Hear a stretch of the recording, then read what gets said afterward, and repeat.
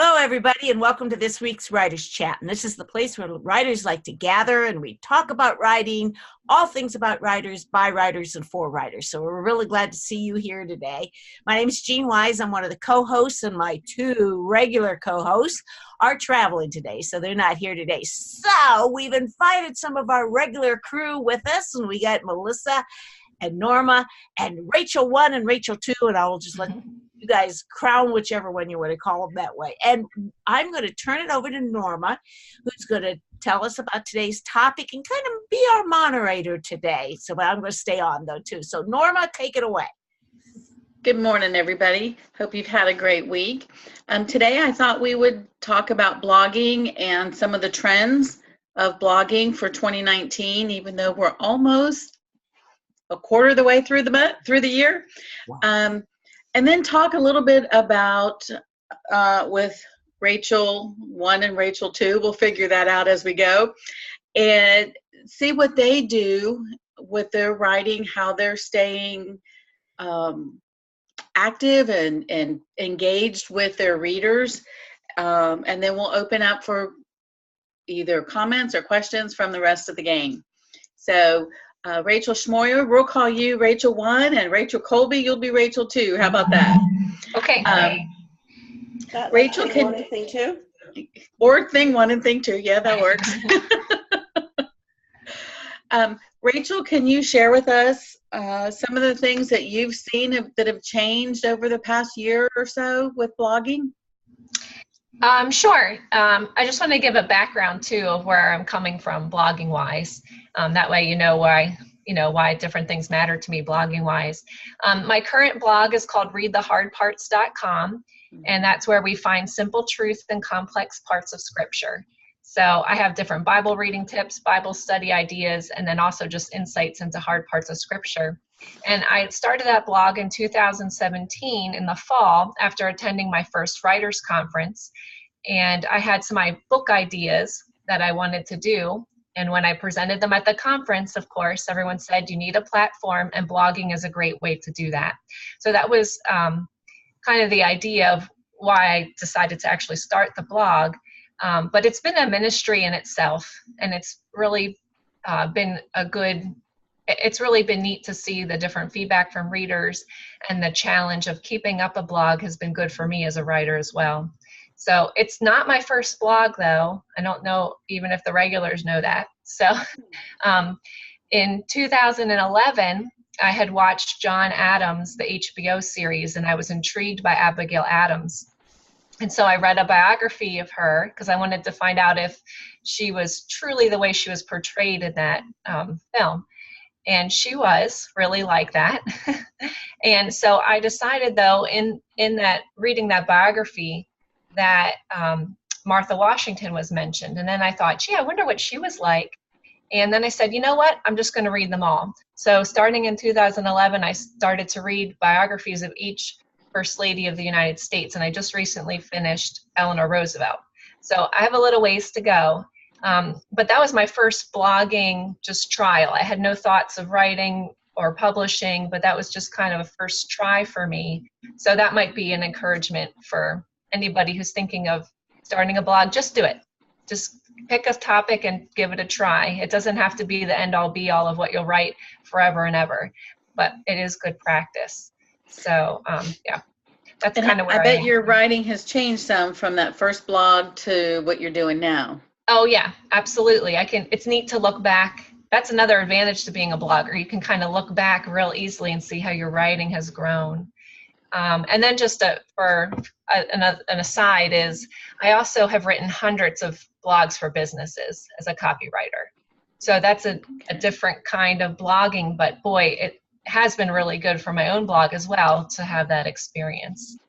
And I think you kind of establish your voice, your writing voice, yes, through blogging, don't you, on that? Yeah. How have you seen that change or grow, or at least become more comfortable with it, how you write? Yes, I think it grows because at first when you start your blog, you don't really know who's going to read it.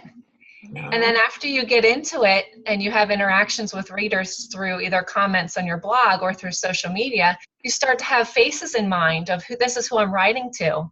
So you can kind of, figure out your tone and your voice, because you actually have people in mind that you're writing to. Rachel, we had Rhonda posted in the comments about if you could explain the difference between a blog and a newsletter.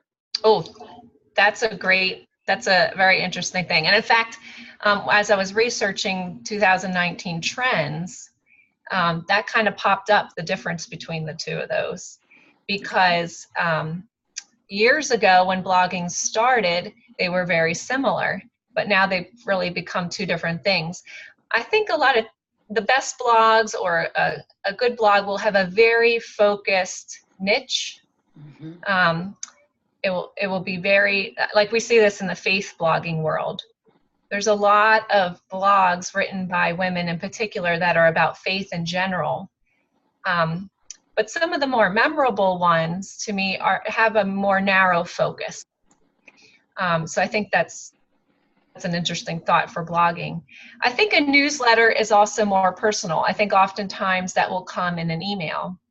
So a blog is going to be more website based. So that's where it's going to be housed. And then you may share that in a newsletter that you have. But a newsletter, I think, is a little different just because of where it's going. Okay. Rachel, Colby, you have anything to add to that? Ask me a question, I guess. From the get-go, my goal was, my goal was a place for seekers, followers, and writers, and my goal was to equip, evangelize, and encourage. And so I do have a very strange, very eclectic audience, if you will. And so sometimes it's a little bit of a challenge, but it's a blessing. And my blog is syndicated with my local newspaper, which is secular, which is an incredible blessing. I was distressed that I didn't have a local reach. It's like, God, I need to reach people here. It's great that I have this audience, all over the world, but I need to reach people here. And so God opened that door for me. Awesome. Rhonda followed up with another question about that, about the newsletters and stuff. Mm-hmm. And I think it'd be a good time to follow up on that. That she writes her newsletters and posts them on the blog. Is that a no? I don't think it's I think I read your newsletters, Rhonda, which are very good, by the way. I think they have a little bit different tone than a blog, though. I'd have to go back and really look at it. Mm-hmm. I think that you could pull elements from your newsletter and create several different blog posts, probably, because I know you do include tips for writers. And I'm also curious how you title those then in your newsletter, because it's so important in blogging to have such a specific title about exactly what the message in the blog post is going to be, because that means it's going to pop up when somebody Google searches for that topic. Mm-hmm. So I don't know if that's helpful, but you can follow up if you need more information about that. So, and it's a little different too. Newsletters are very personal to one person, and so some blogging can feel that way. I don't know. I would edit it a little bit, edit the newsletter a little. Mm-hmm. Now, how would you, so is it okay to post our newsletters on blog, or should we link them in a link on our blog site? Which would be better? Is that question clear, or is that murky? Yeah, I'm trying to think. I'll tell you what I do, and because everyone's a little different and it works, but I'll tell you what I do is every week I have a blog post that comes live on Monday about a hard part of scripture. And then also on Monday morning at the same time, I have a newsletter that goes out to my email subscribers that includes more information than just that blog post. I don't have the whole text of that blog post, but I'll say something like, this week I've been studying the book of Proverbs and I wondered, where is Jesus in the book of Proverbs? So I studied it and I wrote about it here, and then I linked to the blog post itself. And then other things will be in my newsletter that are not included as a blog, because I do hear from people that if all your newsletter is going to be is the same exact thing as your blog, why should I open your newsletter? I'm going to find that blog on social media perhaps. Mm-hmm. So, I mean, that's not a hard and fast rule. And in fact, that's one of the things I had asked in my blogging group. What do you want me to share with everyone today? Was there's no hard and fast rules. So try something and see what works for you. Everyone's going to be a little different. So in starting the blogging process, or if you want to keep going with your blogging, give yourself some grace and some freedom that you don't have to do it somebody else's way. See what works for you and your readers. Okay. Jeannie said she sends a brief announcement about her new blog post in her newsletter. Is that a good idea, or Yes. should she include something else in her newsletter? So other things to include in the newsletter. I'll include other people's blogs that are on the same topic. So I did that with this past week with the Proverbs one, where's Jesus in Proverbs. So I found some other articles that related to the same topic, and I linked to them as well.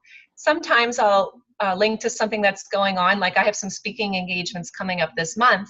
So this week I'll say, please pray for me, I'm going to be speaking, and then the next week I'll include pictures from that speaking engagement, just so there's some personal touch there too. Okay. Both of you, Rachels, can take a turn at answering this. In the research that I did for the best things to do for this next year of blogging, a lot of the things I read talked about adding more visuals and adding video to your blogs. Yes. What do you guys do about that? Rachel, Colby, we'll start with you. What do you do? Do you add visuals? Do you do any video on your blogs? I always have a graphic with my blog name on it at the top. So I use Unsplash a lot for that now. I used to do all my own original. I still do sometimes, but that gets really time intensive. Yeah. And Unsplash is free to use. Mm-hmm. I do a new post up this morning to do it for writers. I had 2 hours of sleep, but it's up. And I do include songs sometimes. I only have one audio, like a reading of a poem so far up, but I do plan to do that, and eventually to have some interviews recorded in the future. So, and I'm hoping maybe I'll be brave and go live, because I'm such a perfectionist that if I don't go live, I think I'll never post. Rachel Schmoyer, how do you incorporate all of that? Yes, I have not included video in my blog yet. I'm working on it. I'm doing more video on social media, so I'm sure I'm warming up to that. But I did want to say who's a good example of that is Johnny Alexander. She has her it's a monthly column, not on her blog, but her Novelist Unwind column on almostanauthor.com. She has a video of her interview, as well as kind of talking about the novelist that she interviews. So she's ahead of the game there with doing video on her blog. I made a video on my About page because, I had the regular About page, and I really kind of tried to beef it up, make it more interesting a couple years ago, other than she's a writer, speaker, da, da, da, da. And then I put a video in where I'm just talking, and I've had some really good comments on that, because then you become more alive and personal to somebody who checks your About page. So I find that a good place. You also, though, have to watch how you put the videos on, because it can really slow your site down. So that's the negative. I don't think you're going to want lots of video, but it's still, I think it's a growing field. Yeah. And if you're doing WordPress, here's another thing that's new for 2019. Right at the end of 2018, WordPress started to use the Gutenberg editor instead of the classic editor, which is block building. So if you use MailChimp, you already know what this looks like, where you have to pull this block here, and then you edit it over here, and that'll show up on the block. It's very similar to this Gutenberg editor. And it's very simple now to put a video in there, or to put a photo right in your blog post, because you can just hit the video block and you can put it in.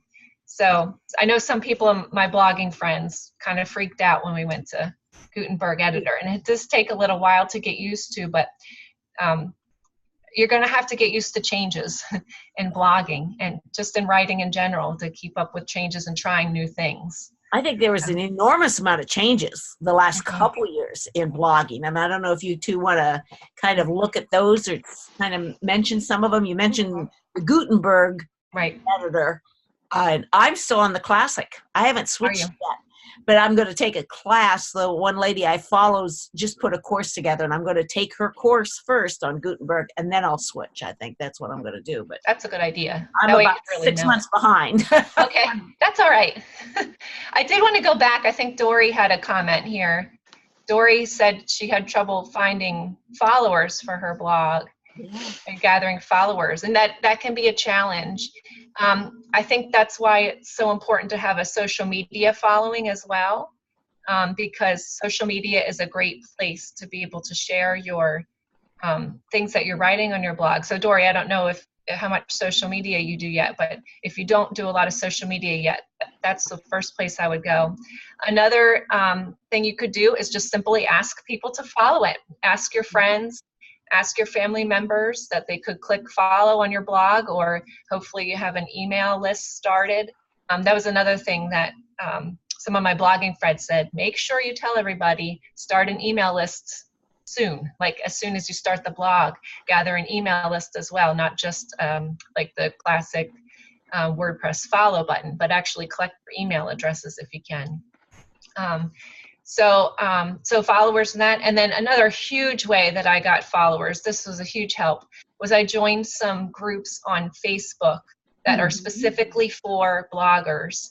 Now for me, because I blog on Christian topics, there are some blogging groups that are just particularly for Christian bloggers. And the two that I get the most value out of is Blessings Bloggers and By His Grace Bloggers. And these blogging groups are so helpful because in each of these groups on Monday, there'll be a graphic from one of the administrators of the Facebook group, and they'll tell you what they want you to share that day.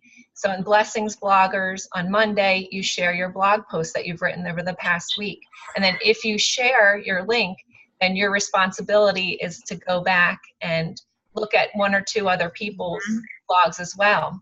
Because those bloggers are looking for things to share on their social media, and those bloggers are looking for, bloggers are readers too, so they're looking to read things. So I would highly recommend getting on those Facebook groups if that's in your niche. So. Speaking, I gained a lot of followers. I'm sorry, Rachel, go ahead. I gained a lot of my followers from Twitter, from Healthy Faith Chat, from participating in Twitter chat, and it's not why I joined the chat. I just joined as a chance to spread the gospel, and I was just so surprised. But that's been my main way, I'd have to say. That's great. If you've not ever visited Healthy Faith on Twitter on Monday nights, it's a very engaging, very informative, educational. It's really a good place to land for an hour on a Monday night. So there's a plug. Does it start a certain time or? Actually, we have several now. Monday night is 9 p.m. Eastern. Thursday night is 9 p.m. Eastern. Thursday night right now is on Galatians, so kind of more Bible study. Monday night is based on a book. We're just finishing up The Reason for God by Timothy Keller. Saturday morning varies. Every few weeks there's a author interview. Sunday night, Rachel's leading Sunday nights now. Rachel, what's the topic coming up? Well, I've been doing different topics on Sunday. I think the Sunday night leaders kind of pick their own topic, and you don't have to have read these books before you do it. You can just pop on there and join the chat. So Sunday's 8 p.m. Eastern, and Saturday morning is 10 a.m. Eastern currently. So plenty of opportunities for everyone, depending on where you are and what your schedule is.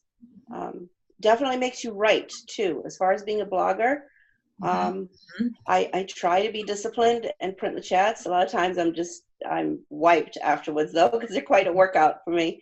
But I've written several blog posts based on a chat from what that's drawn out of me from interacting. Wow. And I've also been able to share my blog posts and to answer questions that are asked on the chats using my blog posts. So that's, exposure, which is, it's great. It's a win for everybody. But Rachel, you mentioned that about starting with an email list. It's one of the things I wish I'd done. I didn't. I only started MailChimp about 2 months ago, and I've only just really started paying attention to it. At this point, I'm just sending out an excerpt in my blog post, but I am coming up with a free download shortly for subscribers. But I would say if you're starting a blog, please start with your mailing list and make that be your way of collecting followers rather than through, the other widgets and stuff on websites. That sounds good. Hey, Tina And made also categories.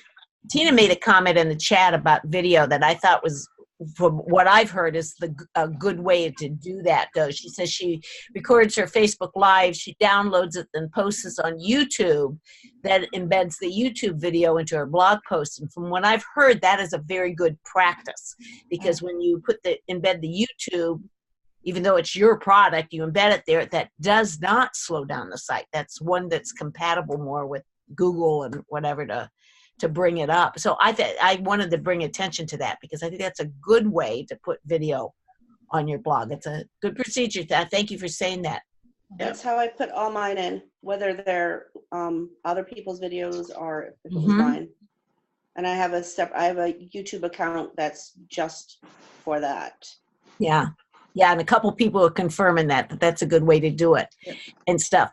I'm curious, I think I saw it on Rachel Schmoyer's website thing, and I don't think, Rachel, Colby, we got your website into the chat, so we'll have to put your website in the chat so people can check your blog out and stuff. But I noticed, Rachel Schmoyer, you are HTTPS.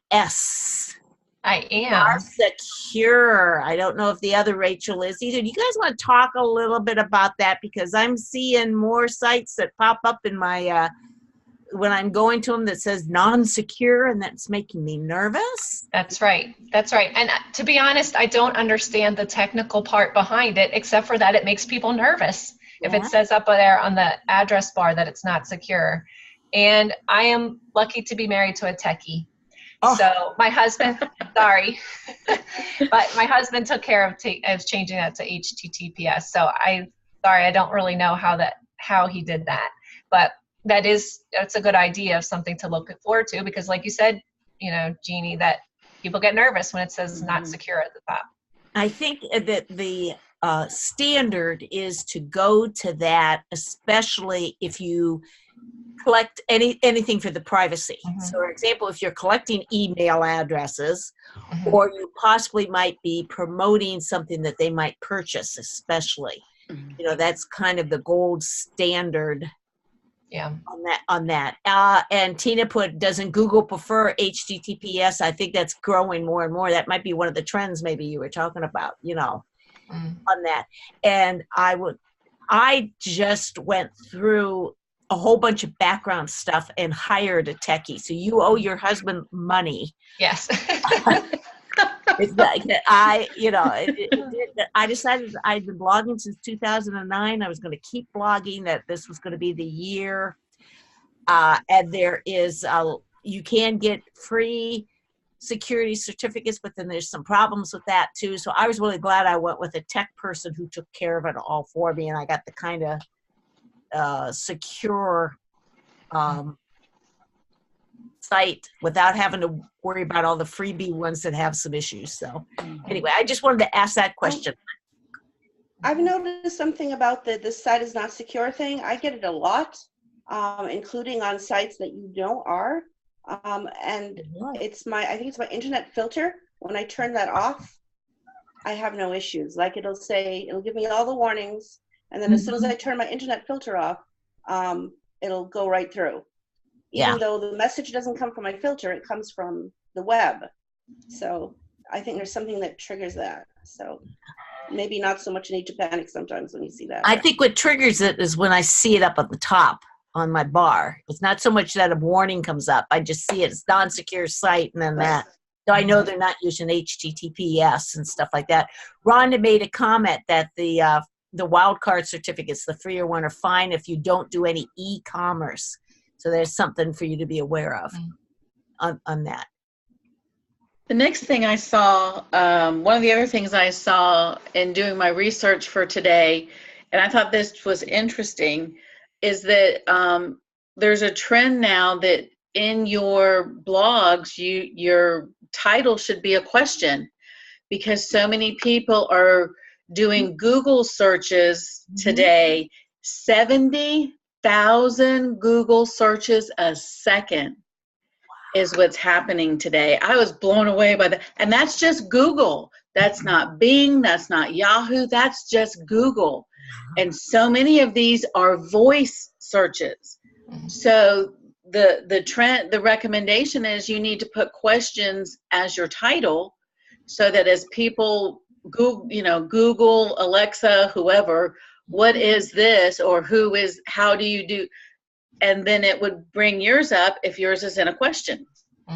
Do you guys, either Rachel, do you do that?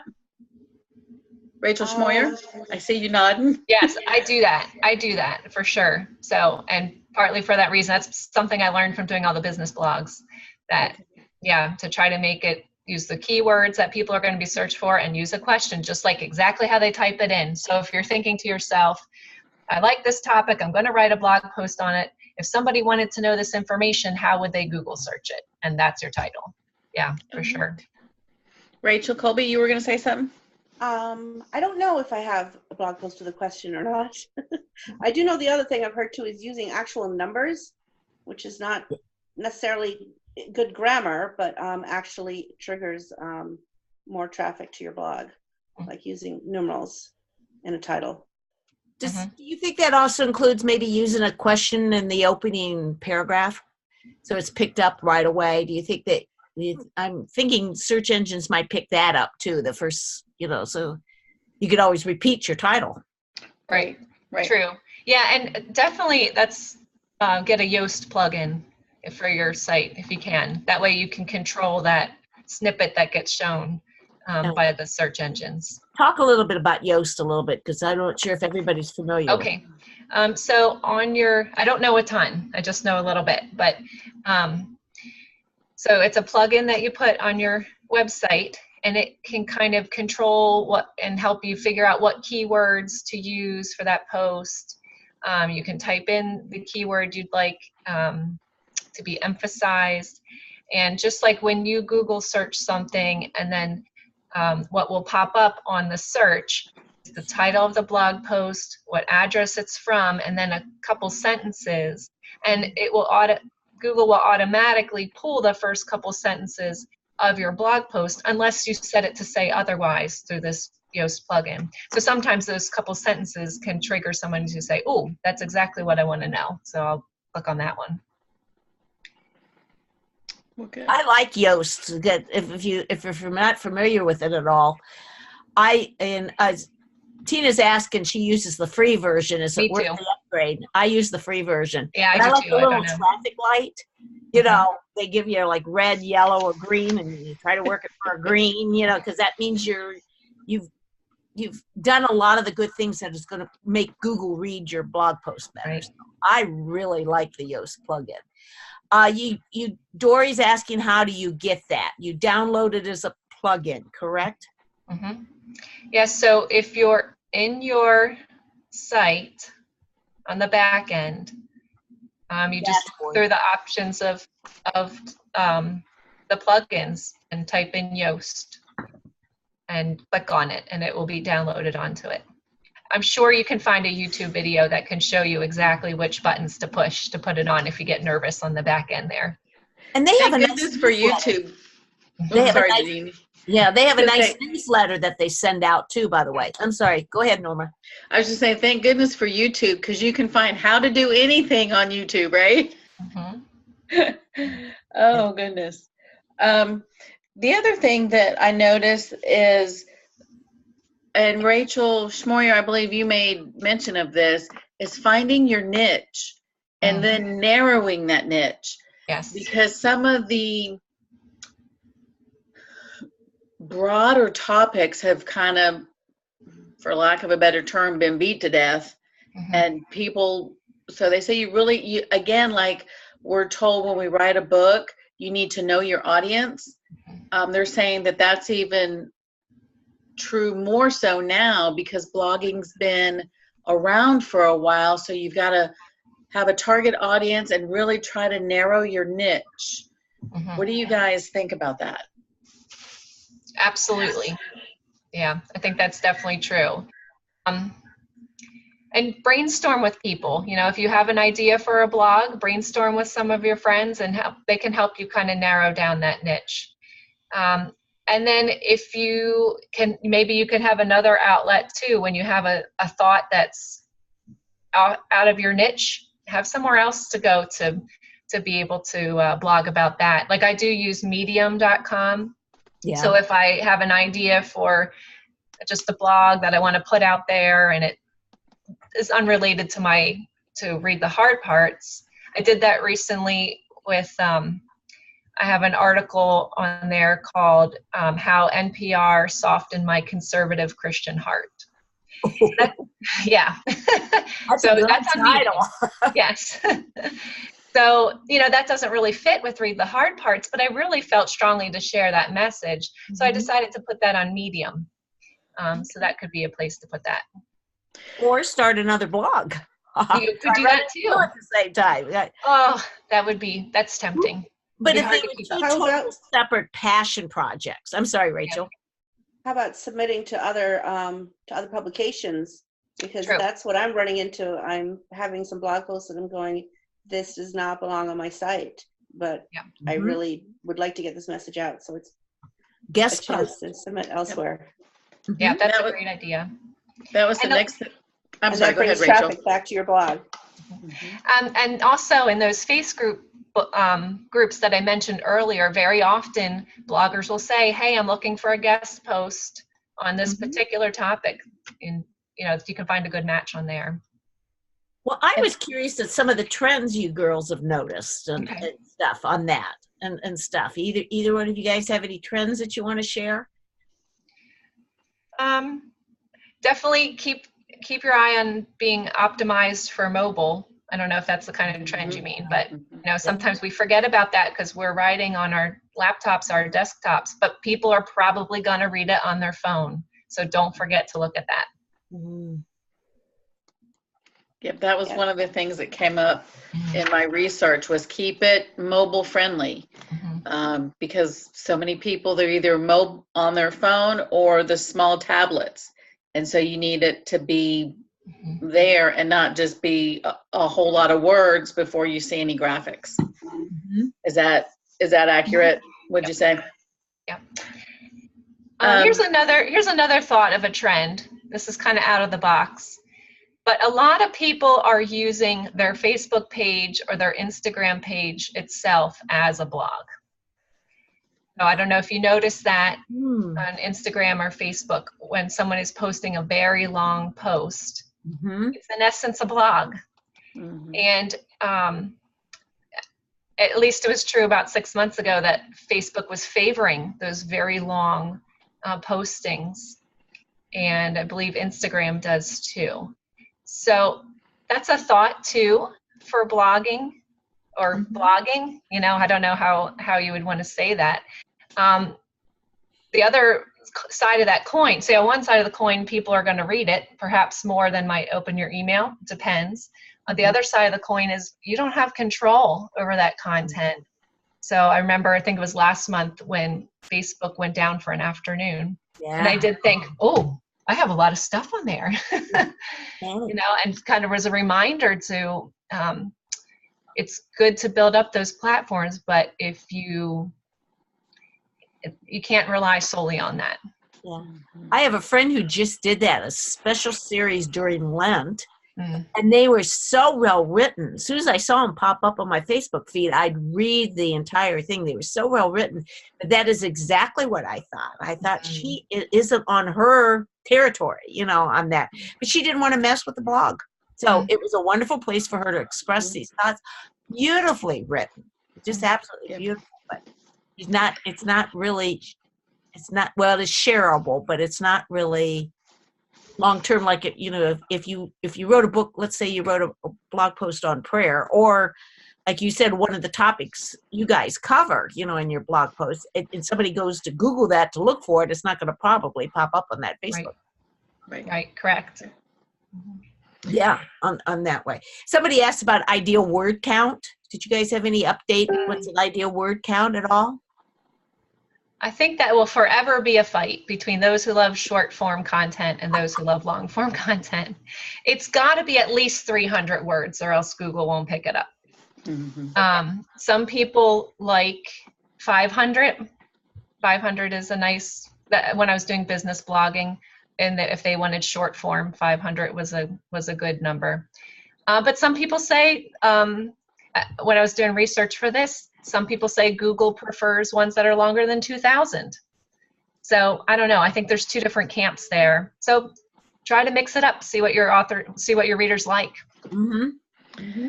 One of the things, excuse me, one of the things I read said mix up your blog and have some short and some long. Not have them all long or all short, but mix it up.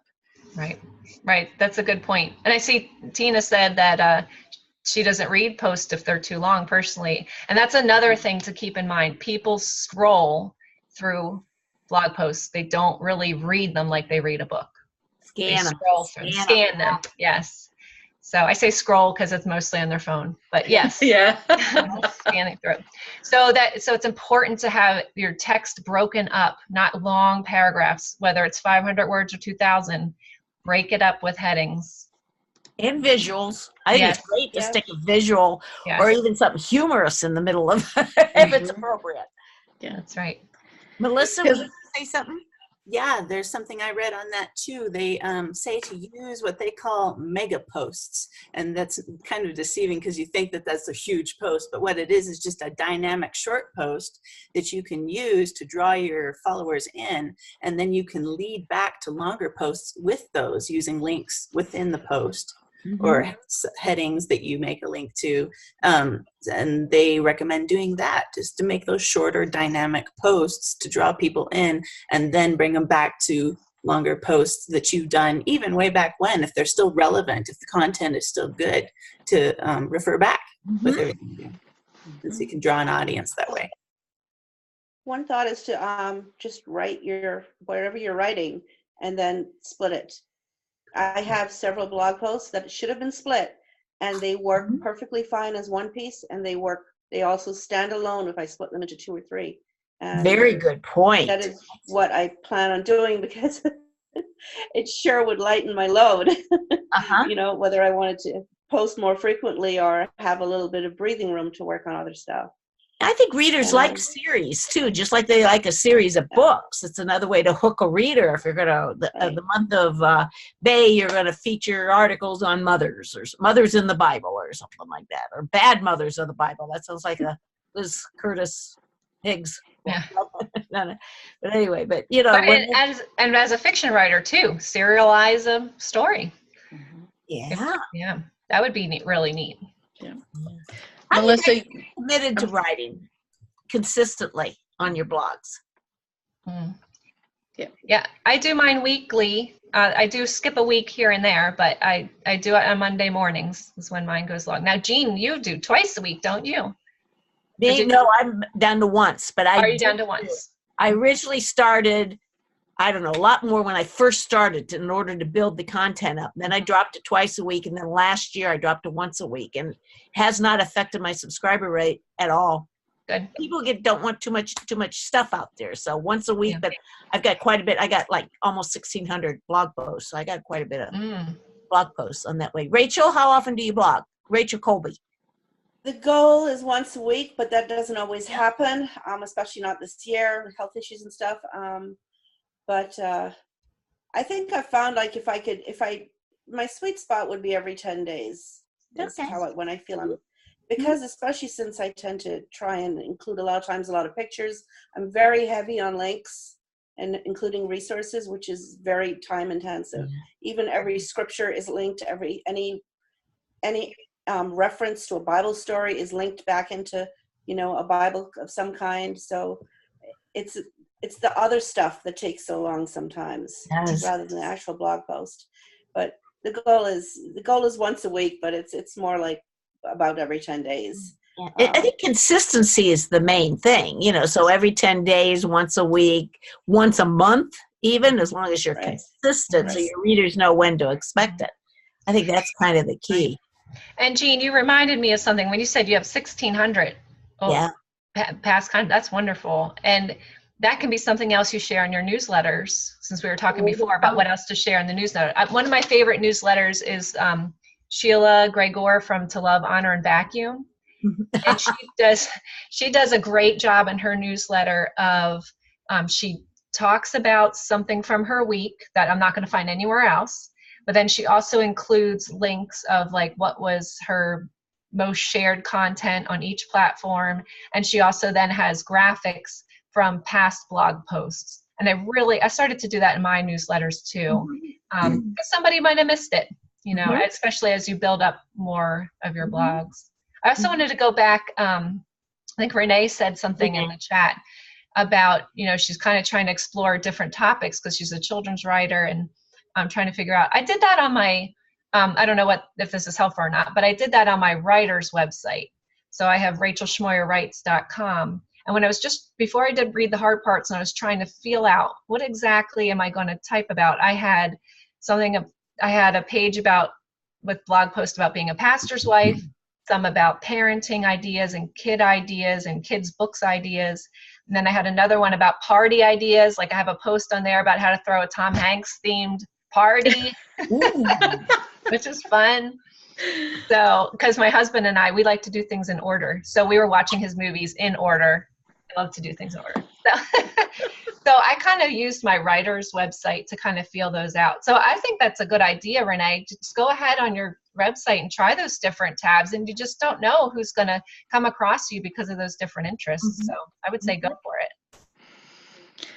Before we invite everybody back in, I have a question for both of you. If somebody hasn't begun blogging yet because maybe they're too nervous or feel like their content isn't good enough, or they've let their blog site go, say, for 6-8 months, what advice would you give them based on your experience and the trends that are out there today? Rachel, Colby, we can start with you. Start. Just start walking. One of my blog posts, it actually was on Tina's site on Inspirations, is Waiting for Perfect. I would recommend reading that. I was waiting for perfect and it never showed up, so I decided I better start the journey without it. Yeah. And my blog post today is also about wanting to quit or not starting or whatever. So I would say just start. I mean, if you're called to write, then it's obedience to God. So just do it. Any delay is the opposite of obedience. So, and if you want to get better, then there's no other way than to do it. So just go.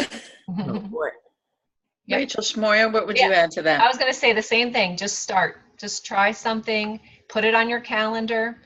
Maybe try once a month if you want to start there, once every other week, but just start. Dory put in chat, which is so good, that in a year you wish you would have had started today. Yeah. And I don't know if you guys remember when we've shared this at One Writers Chat.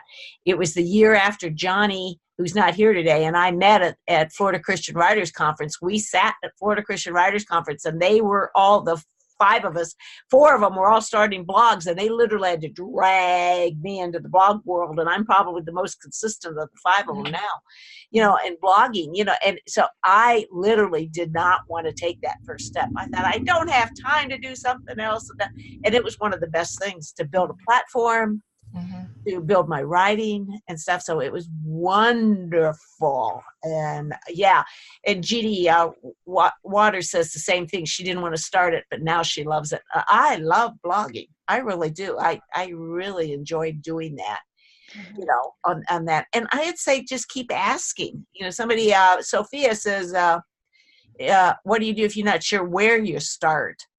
on that way, because she's got a couple different ideas. I would just think, go ahead and Pick one.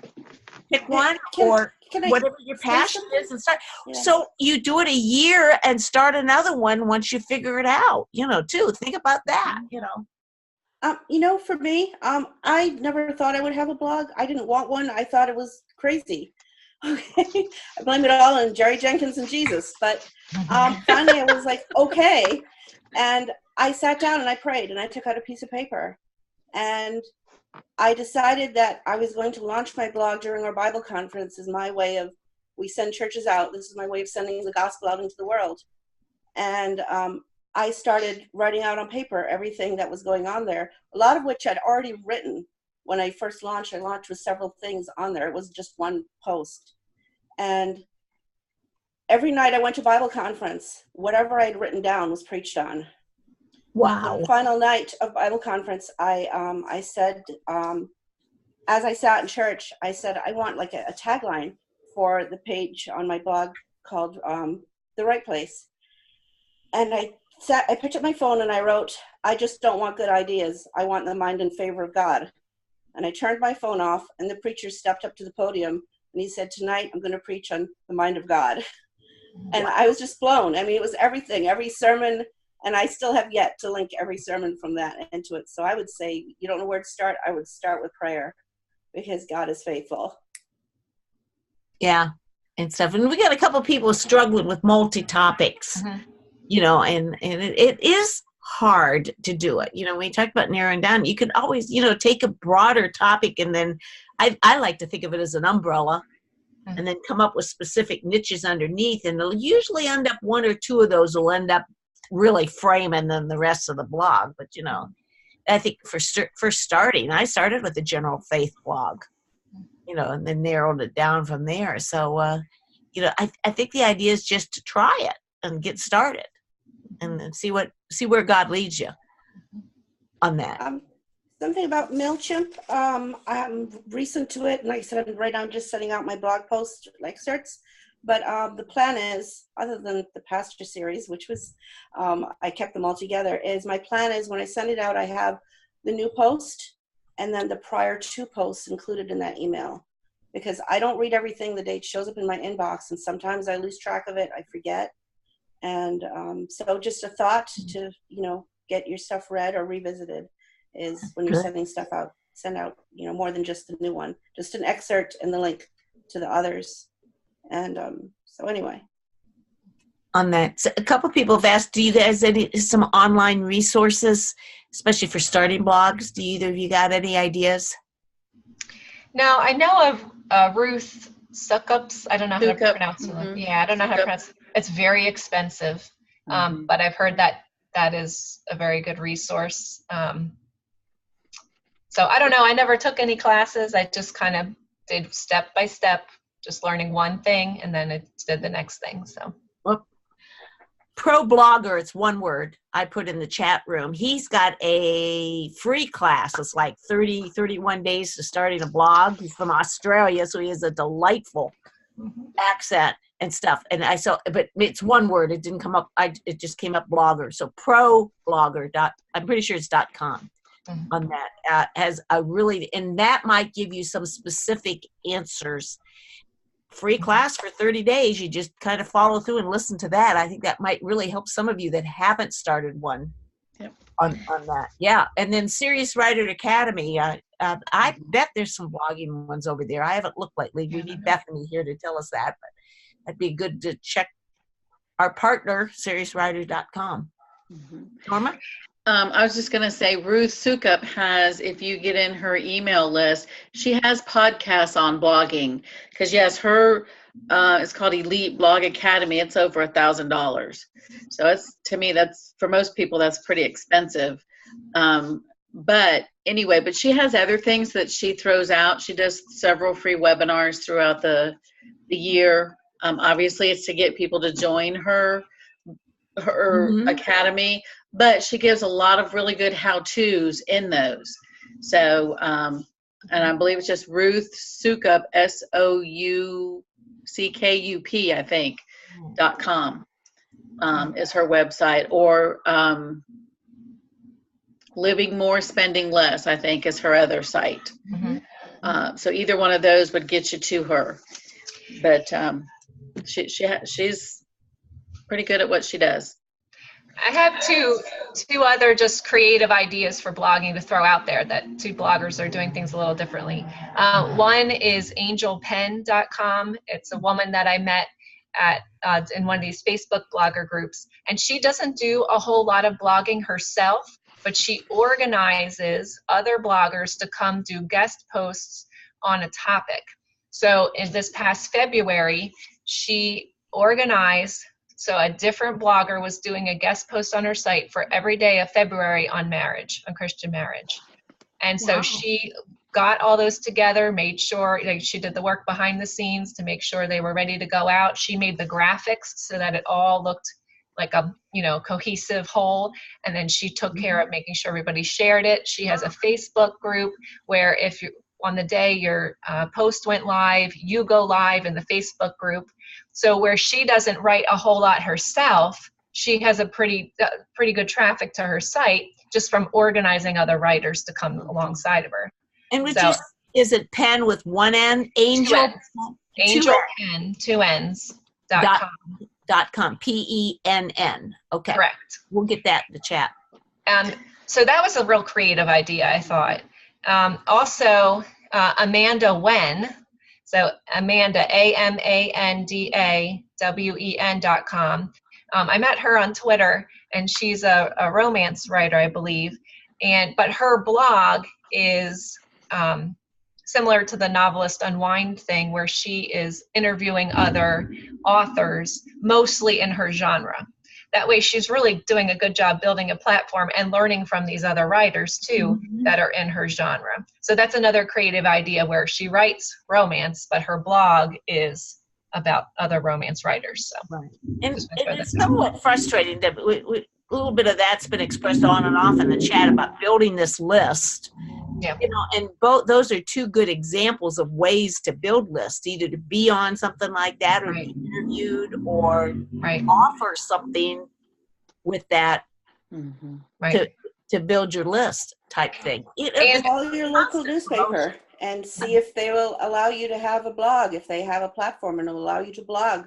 To be, in my case, it's a syndicate. Therefore, it's the same content on my main site.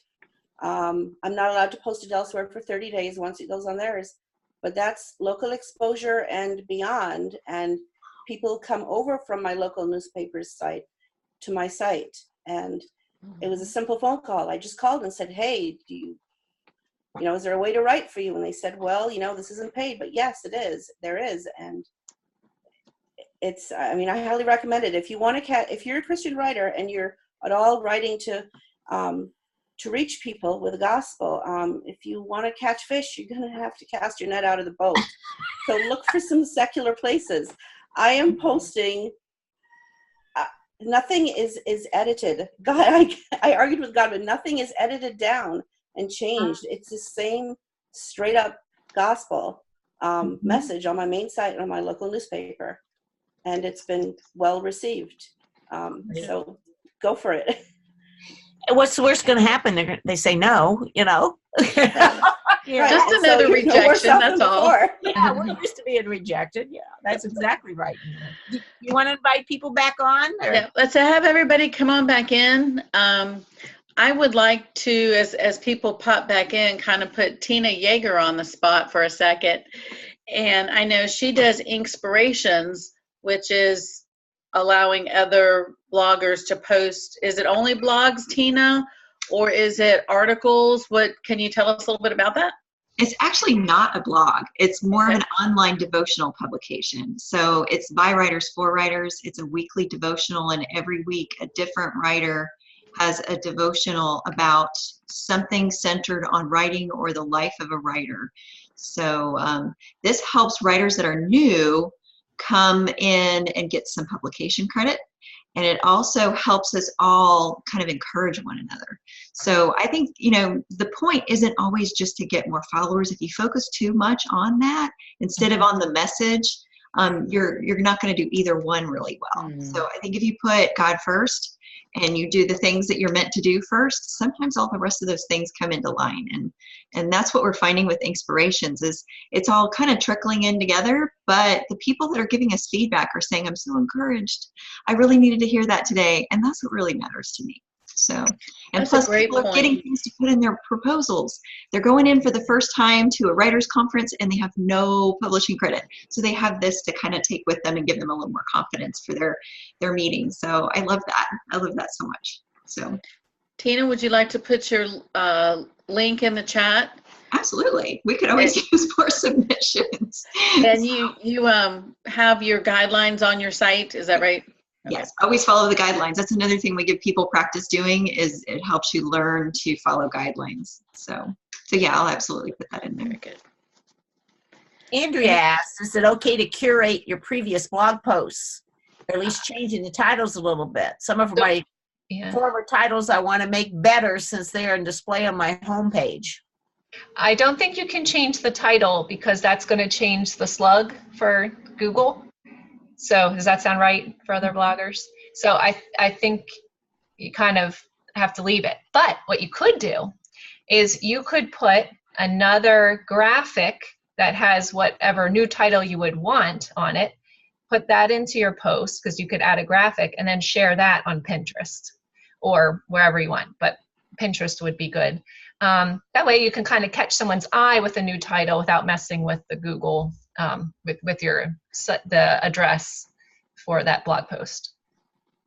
Yeah, good. Tina put her link, her guideline, submission guideline link for us in the chat room. Thank you for that, Tina. Mm-hmm. Any other questions or comments? As it's getting close to noon. I guess it is noon. Happy noon. Any bloggers Someone have asked anything you about want to add? Somebody asked about putting their Facebook, their website links, their blog post links on their Facebook page and on their personal page and on their professional page. I would vote yes, definitely. I made that my header, even though my Facebook that's just opened, I'm still hiding, is under my name. The banner on each side is my website name. So Always promote. Can you hear me? Mm-hmm. Yes. Okay, my picture's not up, so I wasn't sure. I thought I took myself back on. Okay. A couple of things for myself. So I'm guest blogging, and I'm excited about it, and it's due in 2 days, so all of your suggestions were great. I've also realized that in case you don't know, once a month I interview authors live on Facebook. And I am totally, I've been doing it for 15 years, 12 of them, or 11 back in New York and 4 here. I've realized that I have to upload my videos to YouTube. I just did one last week, which was a powerful time. And we have I checked just before I got on, we have 772 views. Great. Congratulations, Joe. That's great. Yeah, it's really, it's amazing. I've been like blown away. So I'm going to upload that to YouTube. So thank you for that bit of information. And I'm going to go back and upload all the other ones that we've done as much as I can. Super. Go ahead. No, go ahead. I was just going to say, do you have a blog then also that kind of has the videos there and maybe has typed out what you guys talked about in the interview? Well, that's a really good question because I don't. It's been something, I've run the book club, which has been a great deal of work. Mm-hmm. I do have a website. It's Yahweh Sisterhood Book Club. And I have a person who keeps that up. I did have a blog on there, but in all honesty, I hadn't done it in so long. I had her take it off, which I probably shouldn't have done. But I'm thinking of reinventing that page again on the website and start to start posting again my blogs. Yeah, that sounds great. It sounds like you're doing all great things, though. I mean, even though you don't have a blog per se, you have a website, you have the Facebook page, so those are all great. Yeah, and I just started last year a nonprofit, so my Great. time is split kind of in between a lot of things. So, but blogging now has become a lot more of my focus. So thanks for all that information. Good. I will definitely do that. we got a couple more things, and I'm curious. Sophia asked a good question, and we'll probably need to wrap the recording up, and then we'll get a little long here. Sophia asked about audio. Sophia, do you want to? What do you have specific about putting audio on a blog or just doing audio? A lot of my works that I write, not my novels, are better if I read them. I tend to write poetically, and so they translate better if they're read. And I thought that maybe a vlog, I guess is what they call it, is a better way to get attention. It's something that's easy to use on a phone or on your computer, but do you handle it the same? I'm thinking about writing and then doing an audio of me reading the work so that people can choose, sort of. Is that crazy? No, I don't think that's crazy. Yeah. It might be good to long-term goal for me. It might be good to video too. I mean, you could video yourself. No. Sure, Sophia. That's the trend, is video. Yeah, and video that is not professional. That video that is genuine and authentic. Mm-hmm. So I don't know. It's another point of connection with your readers if they can see your podcast, like Tina suggested. I think podcasting could be a great tip. Yeah, that too. Yep. Yeah. Okay, I think we need to wrap up the recording. So while we're still being recorded, I want to say, Tina, do you want to jump on real quick and unmute and tell us what your topic next week? I had something about gaining confidence as a writer. Yeah, we're going to talk about how to get over writer's block and how to get over the discouragements that we face as writers. So. Super. And you've heard Tina before, a lot of us, and she's got a great heart. So we'll have a great message next week. So I look forward to seeing everybody. And I want to thank Rachel 1, Rachel 2 for your wonderful wisdom today, and Norma for really kind of gearing this up and getting the background, and Melissa for recording. It's been great. And you guys, a wonderful participation, great questions today. So I really, and feel free to always ask questions on the Writers Chat members page on that, because we're here to help each other, and I think we've got a heart to help each other. So if a question follows up, and we'll stay on here a little bit for the after party, but we'll see you all next week, and look forward to hearing Tina's wisdom next week. So bye, you all. Bye-bye.